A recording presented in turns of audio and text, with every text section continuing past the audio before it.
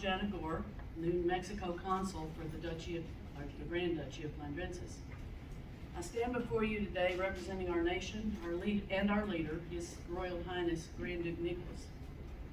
The citizens of Flandrensis number more than 800 and reside in more than 70 nations worldwide. We are united by a concern for climate change and polar ice melt. Our mission is to ensure that Antarctica is untouched by human activity.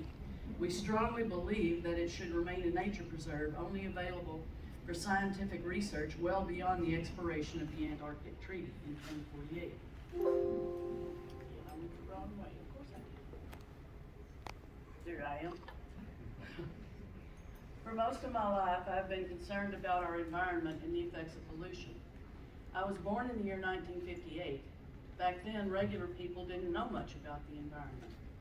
By the time I had started elementary school, America was beginning to learn that we could not just do anything we pleased in our environment and hope to live.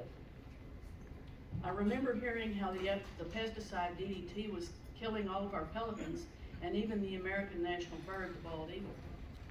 Finally, DDT was banned.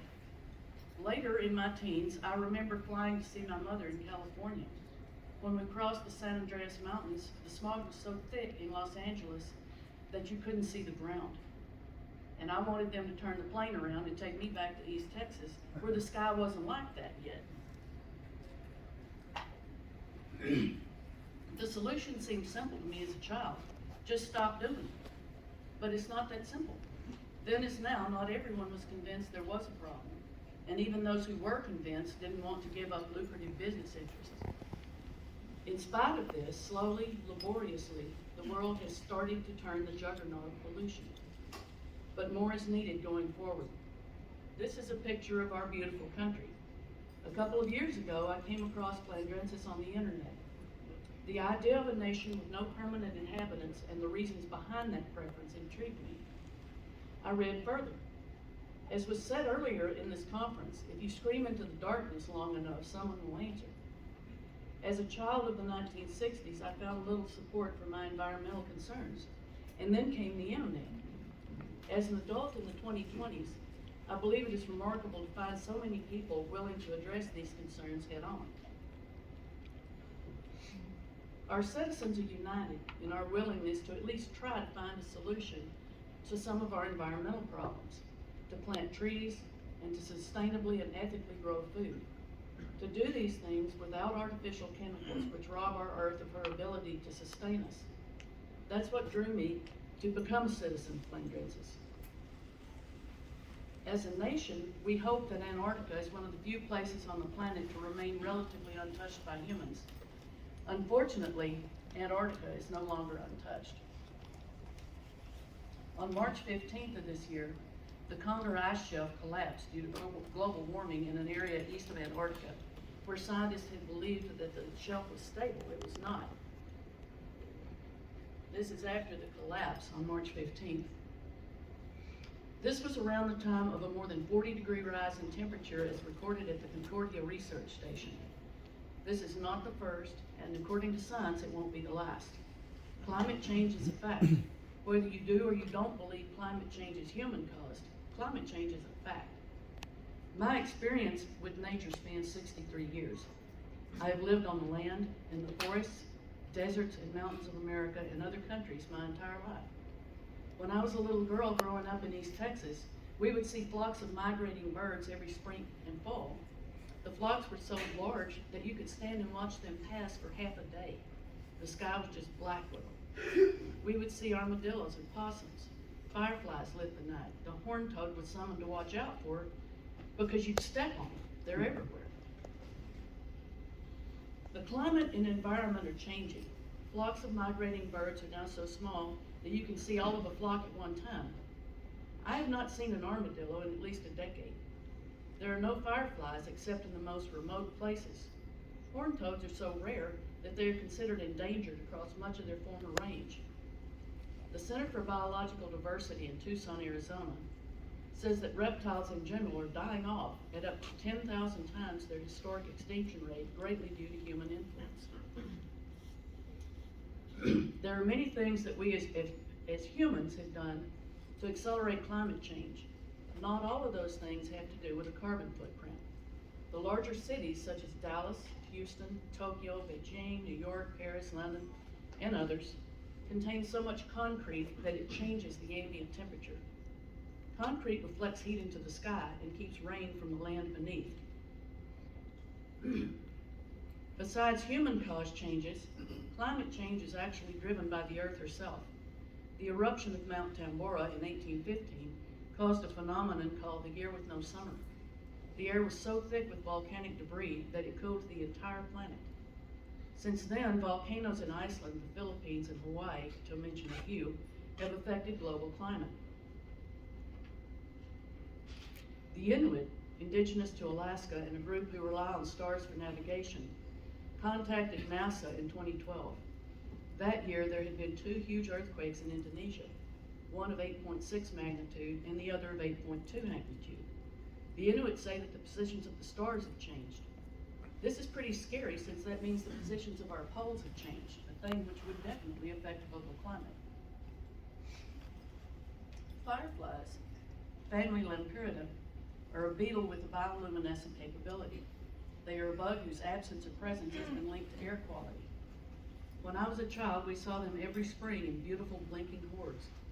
My grandma once told me that there were not so many of them as there were when she was a child. I have not personally seen a firefly in at least 30 years.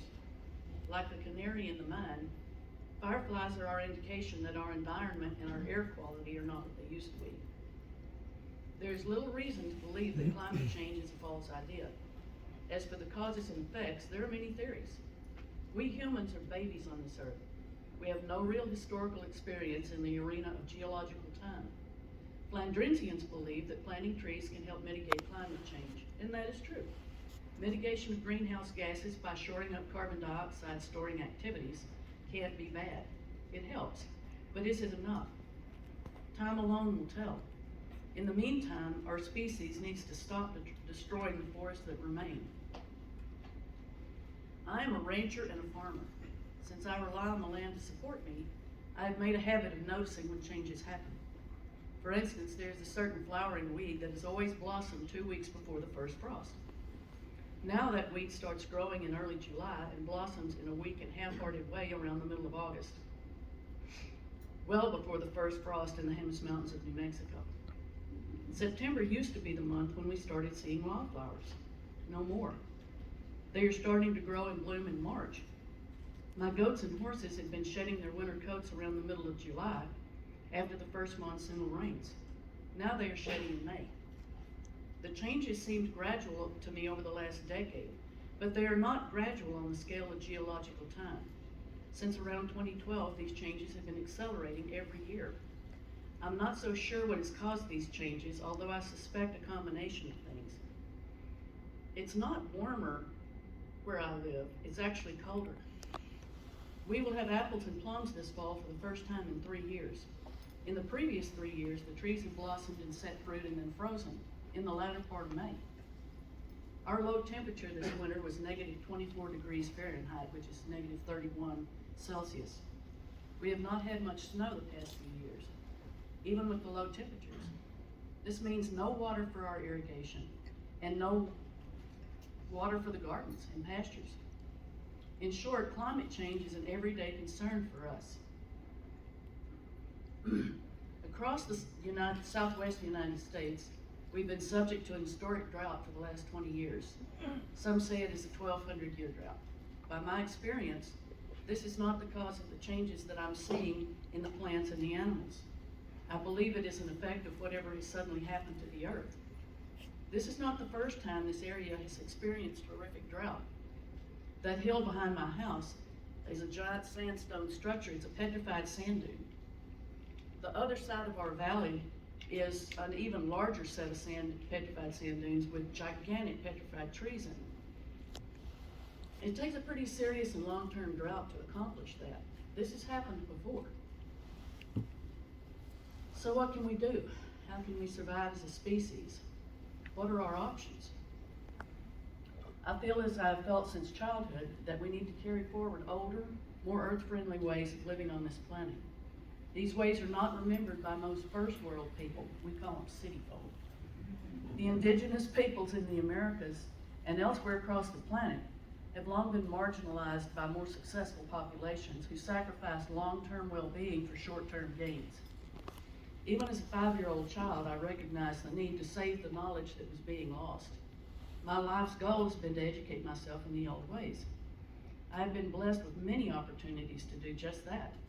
I have been blessed with elders who are willing to share their knowledge. My elders have taught me to farm and forage and herd. I know where to find medicine in nature and how to use it.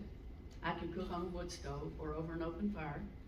For the interim, we need to revive this knowledge and cease relying on a global supply system that is obviously fragile and not very ecologically friendly. It was not so very long ago that the people of the world had not even heard of gasoline. Excuse me. 100 years ago, people did not regularly have electricity in their houses. Running water would have been supplied by a hand-cranked pump. Wells would have been dug by hand with a shovel. 100 years is not so long. My grandparents and great-grandparents were born before that. They had stories to tell about what life was like when they were young. We need to relearn what it is to rely on our neighbors and our friends. In our community, the one where I live now, our farm raises milk goats, horses, chickens, ducks, turkeys, and various kinds of fruit. The neighbors over the hill raise a huge vegetable garden every year with which they supply the community. The neighbors down the street raise beef cattle according to organic ways. A lady who lives across the ridge from us is a curandera, which is a healer. She has vast knowledge of natural medicine. In short, if there's a global emergency, we are confident that our little slice of heaven will be able to survive. What will happen to the rest of humanity? Go. When the population of a species has overcrowded its habitat, the concentration of the members of that species leads to the spread of disease. In New Mexico, an overpopulated prairie dog town will be partially wiped out by the bubonic plague. Leptospirosis occurs when too many rabbits inhabit the same warren. By means of naturally occurring organisms, nature renews itself. Are we as humans now experiencing some of the same cleansing? We need to seriously consider that question. Inevitably, I believe our future lies in space. We are a highly successful species, but in some cases that sort of success can lead to failure. Diaspora, the flinging of genetic material out into the universe, is ultimately the only way our species can continue to survive. We could do so much good out there with proper guidance and morals. As a species, it is time for us to create for ourselves a bigger place. We must learn from our mistakes in this habitat and learn to properly care for our next habitat. In the same way that a rabbit warren will eventually die out due to lack of resources and room, our Earth is now telling us that we need a bigger place to graze. Can we move to this new pasture? Well, yes, we're about to do so. Can we move into the new world of the 21st century in a more sensitive way than our ancestors moved into the new world of the 15th century? We can and we should. If we do not, we too will become extinct. I am proud to serve Flandrensis as Consul in this gathering. I am proud to work beside my fellow citizens for the good of our planet and our species. Micronations working together can help bring awareness of these issues to the larger world. On Change Now in Paris, the founder of Flandrensis, our Grand Duke, was invited to speak for scientists and climate activists about ecological micronationalism. Micronations are a starting point for humans to come together in defense not just of our Earth, but of our species. And one last thought. Remember, rain makes a hole in the stone, not because of its force, but because of its persistence. We must persist. We can make a change. Thank you very much.